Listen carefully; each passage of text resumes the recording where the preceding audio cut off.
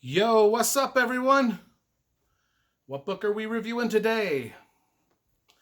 Well, for starters, I am Brian Lee Durfee, author of The Forgetting Moon, The Blackest Heart, and The Lonesome Crown, all published by Simon & Schuster's Saga Press. And today we are going to be reviewing one of my favorite science fiction novels of all time, Ender's Game. That's right, Ender's Game by Orson Scott Card. I collect a lot of Orson Scott Card books. I've got the whole Ender series. I just brought down from my library the four main ones, the four main Ender books here. I've got all the Ender Shadow books up in my library. Rather than do a big review of the whole shebang series together, I think each book in the series, even the Ender Shadow books, I think they all deserve their own review. You know, I like it when hats have a brim like this. You know, I hate the flat-brimmed look. You know, I'm not a flat-brimmed look type of dude, am I? It doesn't work. I don't think it works. Yeah, no. It's got to... The brim of your ball cap has to go like that.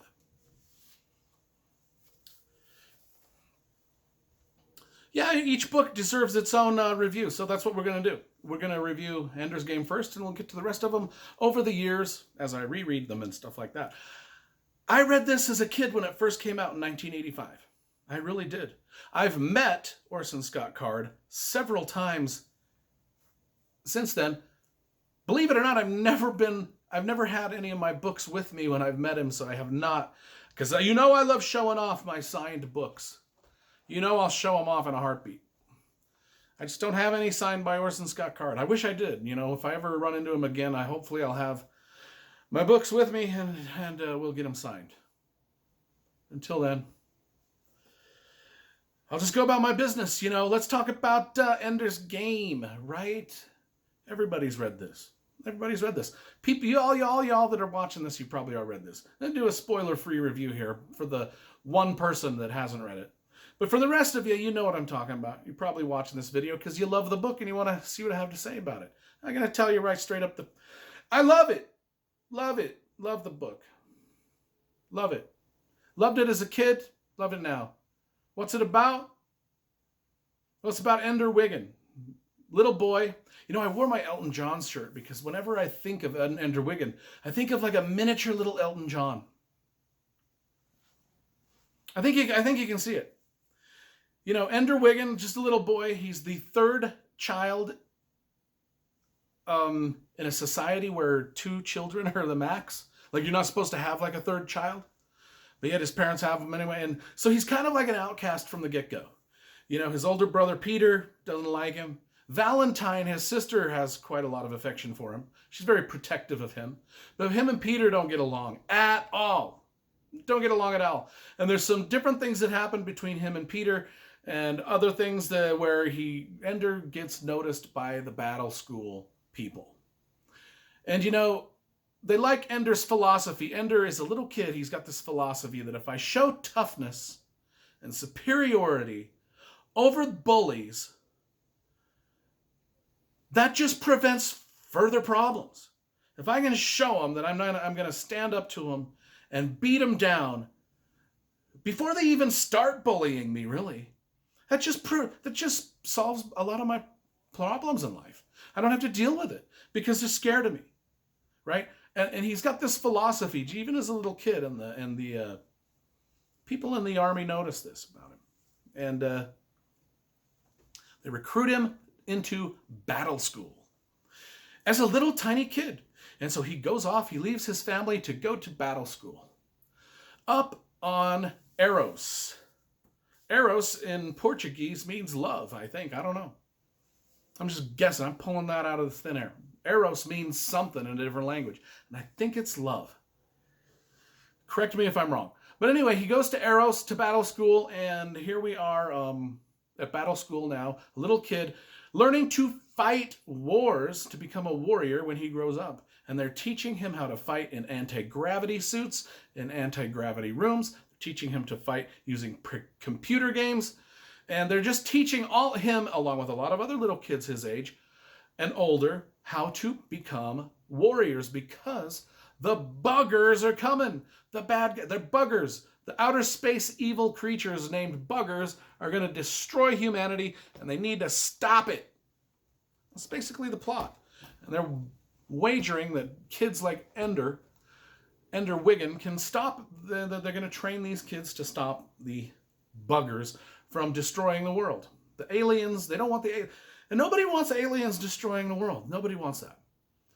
What better way to prevent it than training little kids from the time they're little to the time they're adults to just be battle warriors, especially little kids like Ender that just don't take crap from anybody anyway. It's great. It's a great premise for a book. And the thing is it learns, you read this book, and you learn a lot about how to interact with humans, other humans, how to gain leadership in a military or police style settings, Marine Corps type settings, how leadership is effective and non-effective. People in the Marines even read these books as training, as how to become leaders. Orson Scott Card has done a very good job with this battle school and showing you what good leadership does and what bad leadership does, how to beat your enemy and how to conquer your enemy. The time for negotiations is over. It's like you got to take the battle to your enemy and you got to kill him, and you got to kill his family and his kids, and you got to, because you don't want anybody seeking revenge on you. It's like The Art of War by the guy, Sun Tzu. I don't know who wrote that, but it's like The Art of War put into a science fiction novel, and all of those principles, applied. It's great. It's great. And it's for kids. It's for little, it's a children's book, but it's great for adults too. Little kids can read it. Kids can read it. I read it as a kid, and I understood it. And it was it's one of my favorite novels as a kid. Still one of my favorite novels now, Ender's Game. And Ender goes into this battle school and he meets these other little kids that fight alongside him. And, we all know Bean gets a series of his own called Ender's Shadow series, which is like 5-6 books long. So the world that Orson Scott Card has created with this Ender's Game universe is vast, and it's got a lot of stories to be told within it. And a lot of them are told through Ender, these 4 books. And there's another one upstairs too, another couple Ender books. And then there's the Bean books, the Ender's Shadow series, which is equally as good. And, Bean and Petra, Bonzo, Dink, Dumper, Fly, Paul, Han, Achilles, Nikolai, Bonzo, all of the different people that Ender trains with. And I won't get you into any of the more. That's all you really need to know about this book. Because Ender takes care of business. He does. There's some surprises in this. Brutality. The brutality. The children upon children brutality. It's quite shocking. That's probably the most shocking and controversial part of the book, is much like the Hunger Games was children killing children. And the Ender's Game is a little bit like that. Where children are not nice to each other. And there's some children like Ender. They just don't put up with that. They just don't put up with it.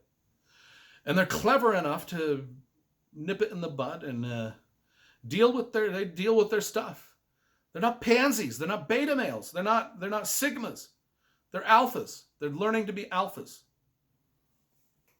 That's what you got to be in war. That's what you got to be in life. Can't back down, folks. Don't back down. That's what Ender's Game's teaching you. It's a hard lesson. And the ending, won't give away the ending. It's a shocking, surprising ending. When I first read it, everybody knows the ending at this point. If you don't know the ending to Ender's Game, you just, what can you say? But the ending, it's like, it's hard to take. It's hard to deal with. And, but it's a great, great book. And that's why it won the Hugo Award when it came out. It's because it was such a unique science fiction novel. Orson Scott Card hit it out of the park with this. These are one of those books, and there's only a handful that exist, where I wish I'd have been the guy that wrote it. And this is one of them, because every word, every sentence, and everything in it, just like Lonesome Dove and Boy's Life by Robert McCammon. There's just a handful of books where I'm like, I really wish I'd have written that, because every word just seems to belong there. And Ender's Game fits that description perfectly for me. I give Ender's Game 10 out of 10. And we're going to get, like I said, we're going to get to review some of these other ones like Speaker for the Dead, Xenocide, Children of the Mind, Ender's Shadow series. We'll get to those. But for now, let's just start with the book that started it all, Ender's Game. 10 out of 10. Almost a perfect science fiction novel.